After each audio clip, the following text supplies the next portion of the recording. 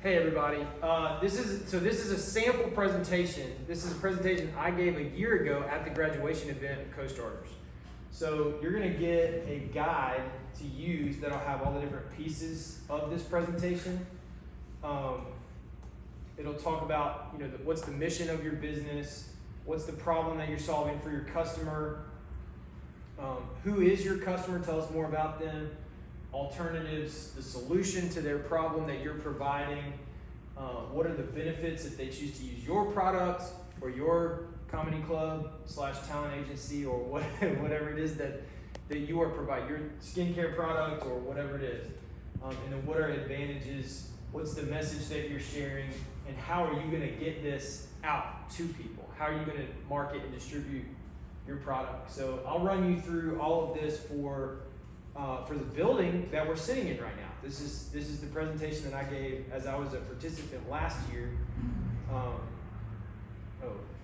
This is not a Mac. I'm so lost. Okay, here we go.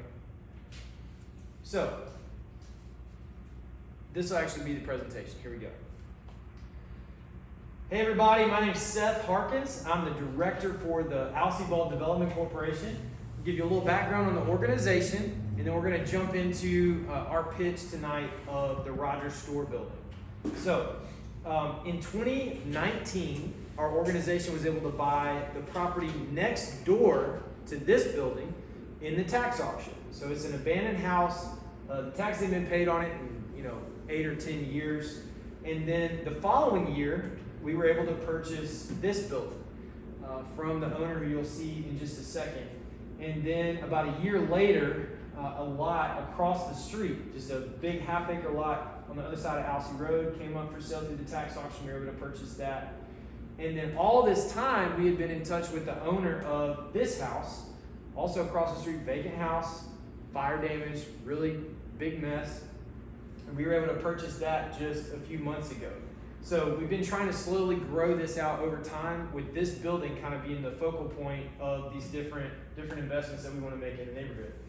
The man on the left is Mr. Lucius Rogers. Mr. Rogers owned this building from the late 70s up until the end of 2019. We were able to purchase the building from him. And he has become a legend and kind of a granddad or uncle to so many people in this neighborhood. He operated this building as Rogers Grocery for about 30 years. And then in the late 2000s, he started leasing the building as he was going into retirement. And the tenants of the space just kind of ran the building into the ground. So you'll see some of that. What we were looking to do was sort of revitalize the building as a community space. So we asked a lot of questions. What are the things that you would want to use this space for? And so some of the big things, just presentation and teaching, different things like celebrations, birthday parties, baby showers, and then the biggest thing being the community association meetings, different block club meetings, different neighborhood-facing events that people wanted to do. A little bit of the work that we had to do, this was the old vent hood, 3-basin sink, the whole fire suppression system that we took out. It was right here where the refrigerator is now. So this is where we are today. The exterior had this old little funky awning that you had to duck to kind of get under, and it's really dark. So we try to brighten it up a little bit with a new awning, new windows. That's what it looks like today. This is how we kind of imagined it for the future, is to provide some shade, have a little pop-up kiosk in the front, planter boxes, and sort of separate the parking area from the street a little bit more.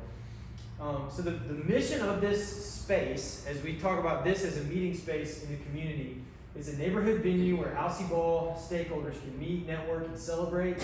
We give priority to neighborhood leaders with initiatives to build relationships and improve the quality of life in the neighborhood. So for an event like this, or a pop-up shop, or a meet and greet for different business owners, like those are the type of events that we want to prioritize in this space. So why is there a need for this? Okay, so what's the problem that we're solving? One is just the expectation that people want to get together and celebrate. So you may be a mom, you may be a grandmother, you may have a niece or a daughter that needs to have a baby shower, and there's this feeling of like, I want a space where I can host an event, but you don't want to have this. You don't want to have a bunch of kids getting together, making a mess in your own yard or your own house. How can you do this in a way that's going to help you keep up some sanity? Maybe you want to have 30 or 50 people get together. Do you want to do that in your own living room? So we have a space that's a little bit bigger than the typical living room where you can do that. Maybe you need a space where you can gather more than would fit in your house, and you want to have like a focused environment for a meeting. Maybe you're tired of doing everything in the corporate setting. You want to get into more of a neighborhood setting, and you have a need for a meeting or a training, and you're tired of being in the same kind of sterile space. So those are some of the problems that we try to solve for our customer. So our ideal customer is somebody who is living in or doing business in the Alcee Ball community. What we want to focus on, these are two of our graduates, Sharita with Tastiest Treats and Jessica with Situational Cravings. These are two of the businesses that we supported through last year's cohort, and then we have continued to support them through pop-up shops, and then most recently Jessica just signed a rental agreement here because her truck was hit by another vehicle, is going to be out of commission for a few months. So she's going to do meal pickups here in a space that wasn't available a year ago. So we're very excited to be able to support business owners or community members like Sharita and Jessica through this space. So that's who our ideal customer is, people who are living, working, doing business in this neighborhood. What are the alternatives? If you want to drive out to the Bartlett Event Center, you can do that.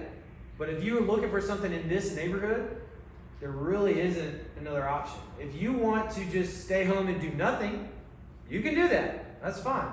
And if you want to pay, $300 to $3,000 instead of what we charge our neighbors, very low rate, you can do that. But if this is what you want, this kind of like highly decorated, sort of over-the-top environment, that's an alternative for you. But that's not exactly the type of market that we're trying to serve. Our solution is something that is more neighborhood facing. It's gonna have some benefits, such as when I think of like nostalgia, old style, I think about the Jeffersons and some of the old shows. If you want something that's gonna kind of harken back to the old school neighborhood, you want to do something that can kind of help scale up some of the smaller entrepreneurs, and you want to do something. The skydiving picture makes me think of risk taking. If you want to try to cut out some of the risk taking, you don't have to go rent a whole storefront. You don't have to get a whole big time event space to do this. You can rent our space and test out your idea, see if it's going to work. So those are some of the benefits to this area. Another advantage that we have is we have an audience in this community. We send text messages a couple times a week to over 500 people. We have about 350 email addresses of residents and stakeholders in this neighborhood. And so if you're trying to build, these images are some of the most recognizable brands in the country. And if you want to try to build a brand from scratch, we can help you get the word out just through our community. So that's something that's an advantage. If you're our ideal customer and you're in this neighborhood, we want to help you reach this neighborhood through our network. So again, we're looking at Alcee Ball stakeholders, meet, network, and celebrate, focusing especially on neighborhood leaders and improving quality of life in the neighborhood. A little bit on our distribution. How are we going to strike up agreements, or what does an actual transaction look like for us? Okay. So what we would require is somebody to come in here, review sort of the guidelines for the space, sign a rental agreement or a contract, and then make a payment so they have actually reserved the date for their event. They know where the keys are, all that kind of stuff. This was something that Nina really helped me with a lot, was going through what are the actual costs of running this space. And so what I have near the top is just a monthly breakdown. How much would we spend in a month, and then the annual. Oh, okay. Right, and then the annual at the bottom. Okay, so our monthly expenses there added up to our annual total about $19,500. So my goal in operating this space, we're a nonprofit organization, so we need an office space anyway. We're always going to be paying something for that. But is there a way that we can use the event side of the building to offset some of our costs, so we're not just paying it through the nose to have an office? So if we were an office just by itself, it would cost us the same amount. If we never had a single reservation, never let anybody reserve the space. with rentals, if we use that income to offset, instead of paying $19,000, it's only going to cost us about $5,000. So with that additional revenue, we're saving ourselves, or I guess we're earning up to about $14,000 a year by operating this space for reservations and rentals. Lastly, when we were getting started about a year and a half ago, the things that we needed to get going were, we needed preferred vendors. We needed people who could do the catering, who could serve as a DJ. If somebody needed to rent nicer furniture than what we have, we need connections to those, Hicks Convention and Party Concepts. And then we brought, just basic tables and chairs, a lot of things that were given to us. And then what I would ask you all tonight, as part of your pitch, you're going to make an ask. And I would say just tell people in this neighborhood, you know anybody that stays over here, has got family over here, that went to school over here, we would love to connect with them, invite them to come and just poke their head in and take a look and see if they have a use for a space like this. That's it. It's my information. So that is what a graduation pitch could look like. Doesn't have to be exactly like that. They got on to me last year because I didn't use pictures. I had a lot of words and no pictures. So memorize the words that you want to say and use pictures to remind you and put those pictures in the mind of who you're presenting to. That'll be a lot more interesting than just words on a page. I thought the map was very good. Like the blue, like the areas that you've added, I thought that was. So, any questions from Aaron or Lex? I don't have any questions, but that was really, really good. Like I'm honey jokes. I'm gonna try to work mine out. But that was a really good presentation. Thanks for that. And your slides are nice. And so all the major sections in the business canvas, the canvas that we've been using are the slides, like the problem, the solution, who the customer is, the startup costs. So we'll continue to use that canvas model to put your. Okay. I really like the pictures, and I think that's a good tip to use the pictures to cue what you need to say. I like how we describe what the benefit is in terms of between the space feeling more like a community space and feeling more like a place that feels like what you were saying, back to an old school neighborhood parties as opposed to a big banquet hall or a big people know that that might be more than what they're trying to do for their kid's birthday party event. And so I think you have visuals and the map. I like the map from here to the other place. I think that was a good visual to say yeah, you can go over here. Sure. Or stay home, or you can do it at home. But I just like that it gave some visual representations, because this is a physical space type of thing. I think that is important, that you can see what different options could look like. And then that this space provides something that's different or distinct. Cool. And so having a physical space or products that are physical, as opposed to services that are intangible, that's a little bit more difficult. But you can still paint that picture of what you offer as a service. Ends up being consulting, how to show that with some of the pictures, some of the visuals that you. So do you guys want to do your 30-second pitch, and then or who wants to go first? My pitch is basically this Your message statement, and Nita, you helped me a lot to cut stuff out, change things slightly, just to make it really focused. I think having those words, meet, network, and celebrate, that's really helpful to me. So if somebody comes to me with an idea for an event and it doesn't help people connect or build relationships or feel celebration, to me it kind of drives down their connection to the neighborhood a little bit deeper. Mm-hmm. And so if it's not geared towards some of those things, I just say no. I just say nope. We're not like we don't do that here. Sorry. Do you have this on your website? Do you have the Rogers Store message on your website? It's in our rental agreement, which I think is.